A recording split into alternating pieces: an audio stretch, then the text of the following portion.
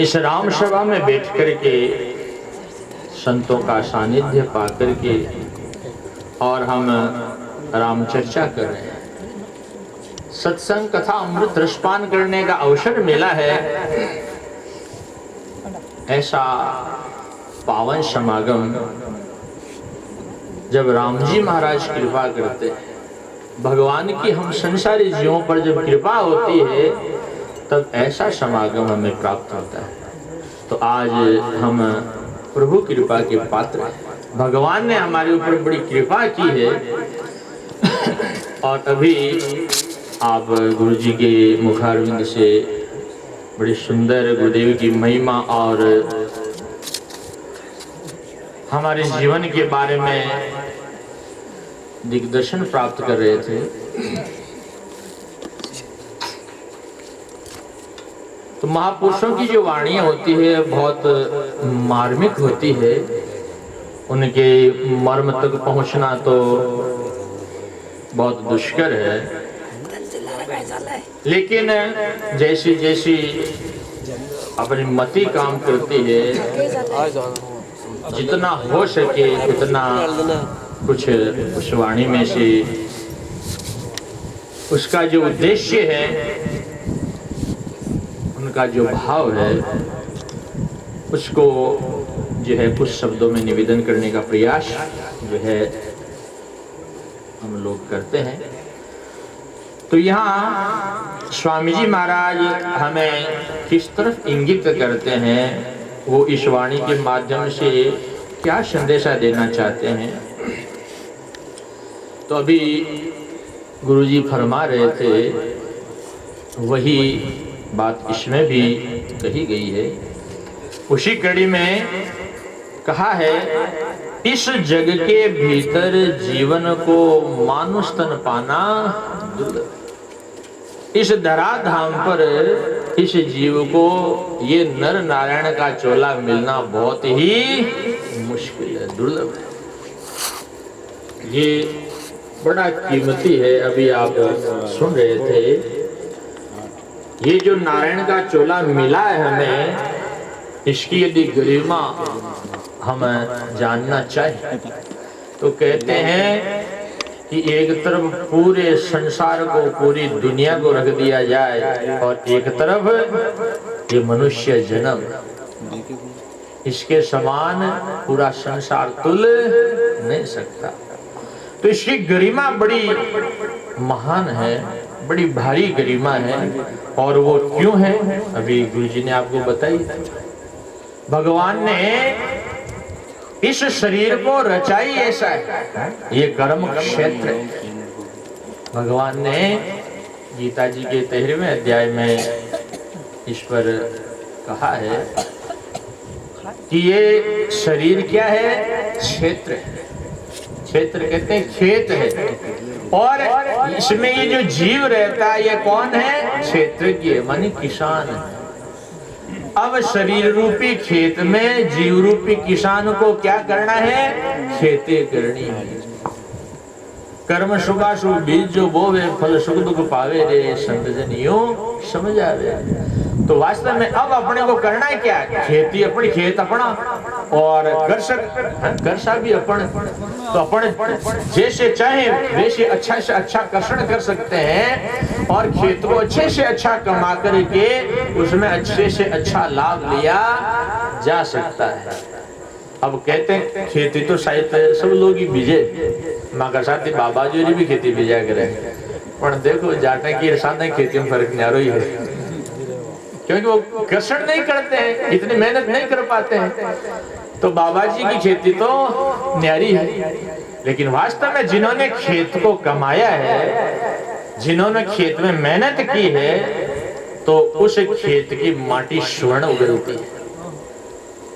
अब खेत तो 5 बीघा पड़ोसी भी भयो, लेकिन मेहनत नहीं हुई। तो एक तो 5 बीघा का मायने 5 मण हुयो, एक 5 बीघा का मायने 100 मण हुयो। अब बीघा भी 5 है, धान भी बोई है, बाजरो भी बोवायो, लेकिन कमी किसकी है, कर्षण की कमी है, मेहनत की कमी है। तो ऐसे ही परमात्मा ने हमारे को खेत तो देकर के भेजा है, लेकिन अब हम कृष्ण कैसा करते हैं? अरे शुभ कर्मों से और भौम सुधारी, अरे शुभ कर्मों से और भौम सुधारी, जम सोहम बीज बुआयो रे, जरा फूल अजब रंग होय, मारा सतगुरु बाग लगायो रे, जरा फूल अजब रंग होय। तो इसको यदि सुधारना खेती करनी है तो अपने करते हैं ना, तई पलाव वगैरह काट करके हल वगैरह बेत वगैरह करते हैं। ऐसे इसमें क्या करना है? शुभ कर्मों से भोग सुधारी। इन सुधारवा खातर जो पलाव है, जो हल वगैरह है, वो क्या है? शुभ कर्म। सेवा सुकृत करने से ये खेत बड़ा सुंदर, बड़ा कोमल हो जाता है, बड़ा उपजाऊ हो जाता है। इसमें जितना जितना भाव जागृत हो, श्रद्धा जागृत हो, भक्ति का जागरण हो, प्रेम का जागरण हो, इसमें जितनी कोमलता विनम्रता आए उतना ये खेत पैदा देने लगता है। और जितो यो खेत लाठो एड़ो रे, भाव विचार श्रद्धा कुछ भी नहीं है, पत्थर दिल है, मूढ़पना है, उतना ये कुछ भी नहीं देने वाला खाल्डो जो तो ऐसे ही अपने को क्या करना है? भगवान ने क्षेत्र क्षेत्रज्ञ के हिसाब से ये बताया है, ये शरीर क्षेत्र है और जीव किसान है। तो हमारे को इस खेत में आकर के कुछ कमा लेना, महापुरुष बार बार हमें इसी तरफ इंगित करते हैं कि हमें कमा लेना चाहिए। क्यों? क्योंकि ऐसा क्षेत्र, ऐसा खेत बार बार मिलने वाला नहीं है।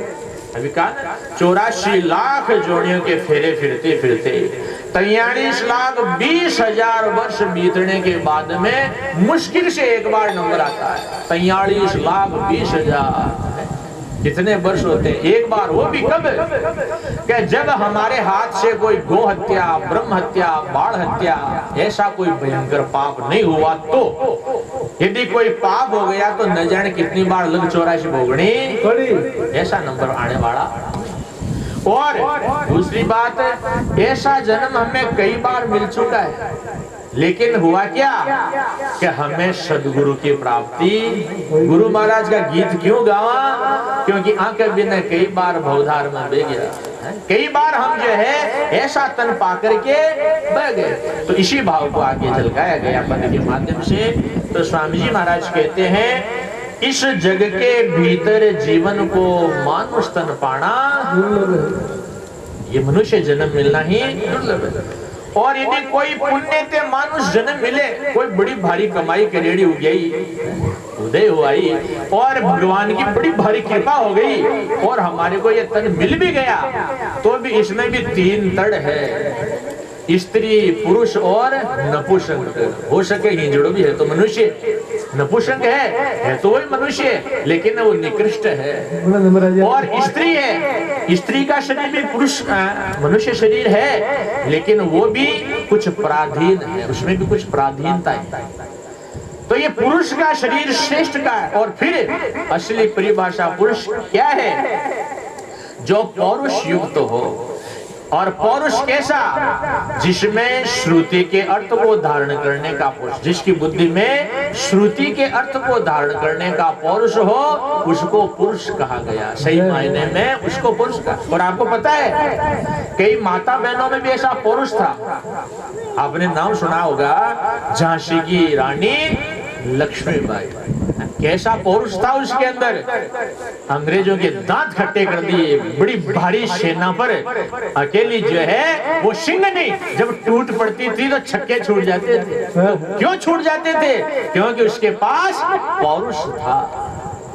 तो जैसे ये पौरुष है, वैसे ही हमारे सत्शास्त्र कहते हैं कल्याण के लिए हमारी बुद्धि में प्रकाश होना जरूरी है। श्रुति के अर्थ को धारण करने की क्षमता विकसित करनी होगी, हमारे विवेक को पुष्ट करना पड़ेगा। और विवेक कहां से मिलता है? बिनु सत्संग विवेक न होई, राम कृपा बिनु सुलभ न सोई। बिना सत्संग विवेक न हो। बिना सत्संग, सत्संग के बिना हम इस संसारी जीव को विवेक मिलता ही नहीं। देखो विवेक की कितनी कमी है। दूध को रतन कहा गया है, लेकिन दूध घर से दूध करके खूब मेहनत करते हैं, माता बहनें मेहनत करती है, फिर दूध दूध करके डेयरी पर ले जा करके लाते क्या है, एक पूरा बीड़े को ले तो आ जाओ, एक चाय की थैली लिया जाओ। तो बोले एक तो दूध रतन है, चाय की थैली बीड़े को पूड़ो है, किशोर रतन है। तो जहर अमृत बेच करके, अमृत तो घर से ले जा रहे हैं और घर में जहर ला रहे हैं, इसको विवेक थोड़ी कहा गया। अरे गुरुजी बता रहे थे सामान्य विवेक तो पशुओं में भी होता है, क्या खाना चाहिए क्या नहीं खाना चाहिए। आप कुत्ते को रख दो, एक में शराब रख दो, एक में दही रख दो, तो दही खाएगा कुत्ता। उसमें भी इतना विवेक है क्या खाना चाहिए और क्या नहीं खाना चाहिए। लेकिन न जाने इंसान का विवेक कहां गया जिसको विवेक सहित बुद्धि दी है। तो हम अपने विवेक को काम में भी नहीं ले रहे हैं, और कारण है कि बिना सत्संग के ये विवेक पुष्ट होता ही नहीं। ये सत्संग विवेक दायिनी है। तो प्रसंग वश यहाँ स्वामी जी महाराज कहते हैं इस जग के भीतर जीवन को मानुष तन पाना दुर्लभ है। कोई पुण्य के मानुष जन्म मिले तो पुरुष होना दुर्लभ है। अगर पुरुष का जन्म मिले जग में तो दुर्लभ श्रीमान घराना है। और कोई न पुरुष को जन्म ही मिल गयो तो श्रीमान घर मिलबो बहुत मुश्किल है। यदि कोई चांडाल के घर, कोई नीच घराना में जन्म ले लियो तो गिण गिण गाड़े काटबोशी, गिण गिण जानवर मारबोशी, कड़े पैदा करबोशी, गंदो खान पान सी की, गंदी बोली भाषा सी। लेकिन यदि श्रीमान घराने में जन्म होगा तो श्रीमान घराना किसको कहते हैं। आजकल लोग घर की जो है होड़ मछली है, और शायद बड़ो घर बिन माना जटा ग्रेनाइट लागेड़ो है, मार्बल लागेड़ी है, बहुत बड़ो घर बनेड़ो है, बहुत सुंदर सजेड़ो है। वास्तव में घर की परिभाषा ऐसे नहीं। अरे आपको 5 स्टार होटल देखे होंगे, अपने बड़े बड़े घरों से तो अच्छा उसमें सजावट है, मार्बल उसमें अच्छा लगा हुआ है, तो उसको तो होटल कहते हैं। धर्मशालाओं में लगा हुआ उसको धर्मशाला बोलते हैं। घर किसका नाम है? श्रीमान घराना उसको नहीं कहते हैं कि बहुत पैसे वाले और बहुत अच्छा बड़ा बंगला बना रखा उसको श्रीमान घराना। अरे चाहे वो झोपड़ी क्यों नहीं हो, घर उसी को कहा है जहां आए हुए अतिथि को आदर मिलता है। घर उसी का नाम है जहां माता पिता की मर्यादा का ख्याल होता है, उनका सम्मान किया जाता है, आज्ञा का पालन किया जाता है। घर उसी का नाम है जहां ठाकुर को याद किया जाता है, भगवान की शरणागति ली जाती है। अरे जहाँ गीता जी है, रामायण जी है, भागवत जी है, ऐसे सदग्रंथों का जहाँ पठन पाठन होता है, साधन स्वाध्याय होता है, उसी का नाम घर है। बाकी पत्थर इकट्ठे करने से तो घर बनने वाला नहीं। इसीलिए स्वामी जी महाराज कहते हैं श्रीमान घराना, श्रीमान घराना में जो है ऐसी मर्यादाएं होती है। उस घराने का आप शिष्टाचार देखोगे तो अपने को बड़े बड़े लोगों को शर्म आएगी, उनके बच्चों को देख करके। उनके बच्चों में कितना शिष्टाचार है। वो कैसे बोलते हैं? आपके नाम से बोलते हैं, आप पधारो, आप विराजो, आप जल ग्रहण करो। तो उनको देख करके बड़े बड़े लोगों को शर्मिंदगी महसूस होती है, क्योंकि वो श्रीमान घराना है, उसके संस्कार ऐसे हैं, उन्होंने संस्कार कमाए हैं, शिष्टता है वहां पर, और वहां भगवान की पूजा। जय श्री कृष्णा, बच्चा क्या सीखेगा? जय श्री कृष्णा, जय श्री राम, राधे राधे, ऐसे बोलना सीखेगा, गाली गलौज नहीं सीखेगा। क्यों? कि वहां रात दिन टोकरी हिलाई जाती है, ठाकुर जी को लड़ाया जाता है, लोरियां सुनाई जाती है, वहाँ आरती स्तवन होता है। इसलिए वहां के बच्चों को ऐसा संस्कार मिलता है जहाँ माता पिता सत्य का निर्वहन करते हैं, सत्य का अनुष्ठान करते हैं, धर्म का अनुष्ठान करते हैं। तो ऐसा घराना मिलना बहुत दुर्लभ, क्योंकि ऐसे घराने में पैदा होने से बचपन से ही ऐसे संस्कार हमें प्राप्त हो जाते हैं, बचपन से ही सत्य का मार्ग मिल जाता है। तो कहा दुर्लभ श्रीमान घराना है। और यदि श्रीमान घराना भी मिल जाए तो स्वामी जी महाराज आगे क्या कहते हैं कि मनुष्य जन्म भी मिल गया, श्रीमान घर भी मिल गया, लेकिन कहा है दुर्लभ है शुभ इच्छा होना। मैं मारो भलो किया करूं, यानी की प्यास जागो, आज जिज्ञासा वो बहुत ही मोटी घटिया। मीरा बाई ने क्या कहा? तन मन धन न्यो छावे करे श्याम, आतन मन धन न्योछावर कर श्याम। हो मैं तो मुक्ति की राय बुझा जाए माय। हो मैं तो मुक्ति की राय बुझा जाए माय। सद्गुरु दर्शन में जाशा ज्ञानी गुरु जी का दर्शन में पाशा। माँ ने टोका रे बेटा मेरा घर क्या रही है, कहाँ जा रही है, आखिर गुरु जी से मिलेगा क्या तेरे, तुम क्या करेगी जा करके। देख बेटा तूने तो कितनी गलती की है। ये माँ समझा रही है। समद सरीसो मीरा सास रो तुम्हारे। ये समद सरीसो मीरा सास रो तुम्हारे। जाने तू तो दियो ये उलाड़ बाई, जाने तू तो दियो ये उलाड़ मीरा। कहीं थारे लागे ये मदन गोपाल। कशा चक्र में चढ़ी है ये थारो सास और समद जियान को है। केवल गढ़ तो चित्तौड़गढ़ और सब गढ़ बस चित्तौड़गढ़ की धीरानी ही, लेकिन ठुकरा दियो सारा मानस बाप। अये राणा जी सरीसो मीरा पीव तुम्हारे। जाने मोतिया ये बिजली लाल बाई, मोतिया ये बिजली लाल मीरा। कहीं थारे लागे ये मदन गोपाल। तो मेरा माँ ने समझा रही है माँ इव रहस्य ने तू समझी ही काई करी बट यार के मैं तन मन धन वचन गुरु महाराज का चरणों में अर्पित कर और मन हाथ जोड़ पूछूं कि हे गुरुदेव महाराज जीवड़ा को कल्याण मन कोई मुक्ति को गेलो कोई भला को गेलो और बैठे जा। काम क्रोध मद लोभ निवारा, काम क्रोध मद लोभ निवारा। हो मैं तो शील संतोष क्षमा ल्याशय माय। मैं तो शील संतोष क्षमा ल्याशय माय। सतगुरु दर्शन में जाशा ज्ञानी गुरु जी का दर्शन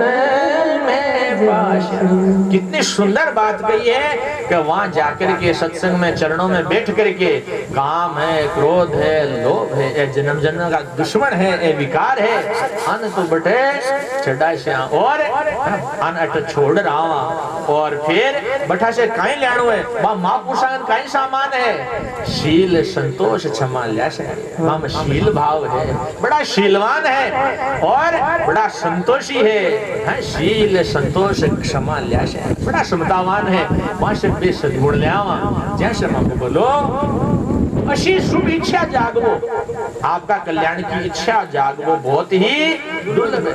और स्वामी जी महाराज के अशी इच्छा भी जाग जावे तो साचा संत मिलवो दुर्लभ है। शुभ इच्छा होना थी दुर्लभ संत समागम है और जग सार असार विचार कठिन कठिन अति आत्म ज्ञान है। क्योंकि कहा है कि भगवान का मिलना दुर्लभ नहीं है, मुश्किल नहीं है, लेकिन सच्चे संतों का मिलना। मीरा बाई जियान की शुभ इच्छा वाली को भगत हुए और फिर रेदासी जियान का सदगुरु मिले तो फिर भगवान मिलता टाइम लगे ही। इसीलिए सत्संग में जो है हमारी पिपाशा बढ़ती है, जिज्ञासा बढ़ती है। सत्संग में बैठने से मूड भाव दूर होता है। गोस्वामी महाराज ने कहा सत सुधर ही सत्संगति पाई, पारस परस कुधात सुहाई। तो सत्संग में हमारा सुधार होता है। तो अब कहा है कि जग सार असार विचार कठिन है। जगत में अभी हम अपने गुरुजी सुना रहे थे विवेक, वास्तव में सत्य क्या है व असत्य क्या है, ध्येय क्या है व उपादेय क्या है, धर्म क्या व अधर्म क्या है, जगत क्या है ब्रह्म क्या है। ऐसा विचार सार असार का जो है विचार होना बहुत दुर्लभ है। और फिर आत्मा ज्ञान तो बहुत ही टेढ़ा है, दुर्लभ है। और कहा गया है, स्वामी जी महाराज कहते हैं बिन ज्ञान अज्ञान मिटे मेटा न मिटे। बिना आत्मा के ज्ञान के हमारा ये अज्ञान मिटने वाला, रोना धोना मिटने वाला है ही नहीं। अरे ज्ञान के बिना तो यारों मिटे नहीं रोना, ज्ञान के बिना तो यारों मिटे नहीं रोना। तो वास्तव में ज्ञान के बिना रोना धोना मिटेगा ही नहीं। तो फिर कहा गया है बिन ज्ञान अज्ञान मेटा न मिटे, सब दुख निवृत्ति सुख प्राप्ति नहीं। नहीं कोटि कल्प ये बंद कटे नहीं छूटे आना, चाहे करोड़ों कल्प बीत जाए लेकिन ये अहम मेहमती बंधन टूटने वाला नहीं है। तो किससे टूटेगा? केवल ज्ञान। जैसे अंधेरा केवल प्रकाश से दूर होता है, ऐसे अज्ञान केवल ज्ञान से दूर होता है। और बिना ज्ञान के आज तक किसी का कल्याण हुआ नहीं, कर्मों का बंधन टूटता। ज्ञानाग्नि दग्ध क्रमाणे तमाहो पंडित बुद्धा। तो इसीलिए स्वामी जी महाराज कहते हैं ज्ञान को पाकर के अपना निज स्वरूप लखे कोई, जो सदगुरु शरणे जाकर के कहे निर्भयपुरी धन मानुष वे जीते जी किया कल्याण। इस संसार में आकर के मनुष्य जन्म पाकर गुरुदेव की शरण में होकर के जिन्होंने अपने आप को अपने आत्मा को जान लिया, उसके माता पिता धन्य है, वो जन्य जन्म भूमि धन्य है जो इस संसार में जीते जी मुक्त हो गया। तो वास्तव में इस जग के भीतर जीवन को मानुष तन पाना दुर्लभ है। बोलो सद्गुरु भगवान की जय।